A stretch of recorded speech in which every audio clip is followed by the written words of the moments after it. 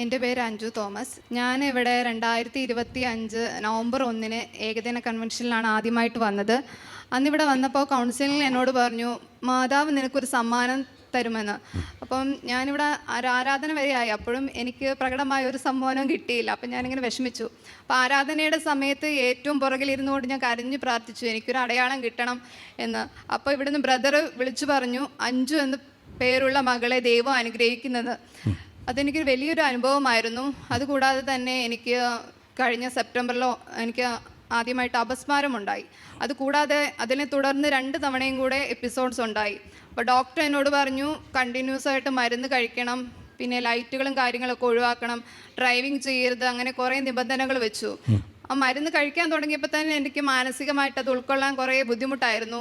അതുപോലെ ഇവിടുന്ന് ഭൂതോച്ചാടന കിറ്റ് ഞാൻ വാങ്ങിയിരുന്നു. അവിടുന്ന് വെഞ്ചരിച്ച തേനും ഒലിവ് ഓയിലും ഒക്കെ ഞാൻ കണ്ടിന്യൂസ് യൂസ് ചെയ്തു. അതിൽ പിന്നെ ഞാൻ ഇവിടുന്ന് പോയ പിന്നെ ഞാൻ ഗുളിക കഴിച്ചിട്ടില്ല. എനിക്ക് ഇതുവരെ ഒരു ബുദ്ധിമുട്ടും ഉണ്ടായിട്ടില്ല. സെപ്റ്റംബർ മുതൽ ഇതുവരെ ഒരു ബുദ്ധിമുട്ടുണ്ടായിട്ടില്ല. നല്ലൊരു കൈയ്യടി കൊടുത്തേ കണ്ടോ.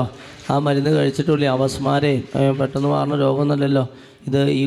ഈ ഭൂതോച്ചാടന കിറ്റ് വാങ്ങി അത് ഉപയോഗിച്ചു, വിശ്വാസത്തോടെ ഉപയോഗിച്ചു, കരഞ്ഞ് പ്രാർത്ഥിച്ചു. അപ്പോൾ വെറുതെ അനുഗ്രഹിക്കില്ല, പഞ്ചു എന്ന വേറെ അനുഗ്രഹിക്കും, എന്നിട്ട് അനുഗ്രഹിക്കുന്ന വെച്ചാൽ എന്തൊരു അനുഗ്രഹം കിട്ടുമല്ലോ, മനസ്സിലായി. അപ്പോൾ ഹോസി 6:3 ഇങ്ങനെയാന്ന് പറയുക, കർത്താവിൻ്റെ ആഗമനം പ്രഭാതം പോലെ സുനിശ്ചിതമാണ്, മഴ പോലെ ഭൂമിയെ നനയ്ക്കുന്ന വസന്തവൃഷ്ടി പോലെ അവിടെ നമ്മുടെ മേൽ വരും. ഇപ്പോൾ വിദേശത്തുള്ളൊരു അപ്പനും അമ്മയൊക്കെ കഴിഞ്ഞ് ജോലിയൊക്കെ കഴിഞ്ഞ് നാട്ടിലേക്ക് വരുമ്പോൾ അവർ വെറുങ്കയോടെ വരോ, കുറേ പലഹാരങ്ങളോ ഓരോ സ്വീറ്റ്സോ സാധനങ്ങളോ കൊണ്ടുവരില്ലേ, അതുപോലെയാണ് ദൈവം നമ്മെ കാണാൻ വരുമ്പോൾ വെറുങ്കയോടെ വരില്ല.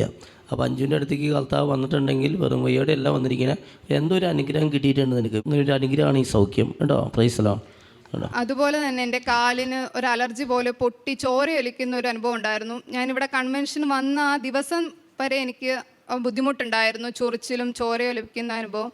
ഇവിടുന്ന് കൊണ്ടുവന്ന ഒലിവ് ഓയിലും തേനും ഉപയോഗിക്കുന്ന വഴി അതെനിക്ക് പൂർണ്ണമായിട്ട് സൗഖ്യപ്പെട്ടു. ഞാൻ 2 തവണ ഡോക്ടറിനെ കാണിച്ച് മരുന്ന് കഴിച്ചുകൊണ്ടിരുന്നതാണ്, എന്നിട്ടും കുറഞ്ഞില്ല. പക്ഷേ ഇവിടെ നിന്നുള്ള വെഞ്ചരിച്ച വസ്തുക്കൾ ഉപയോഗിച്ച ശേഷം ഇതുവരെ എനിക്ക് അങ്ങനെ ഒരു അലർജി ഉണ്ടായിട്ടില്ല.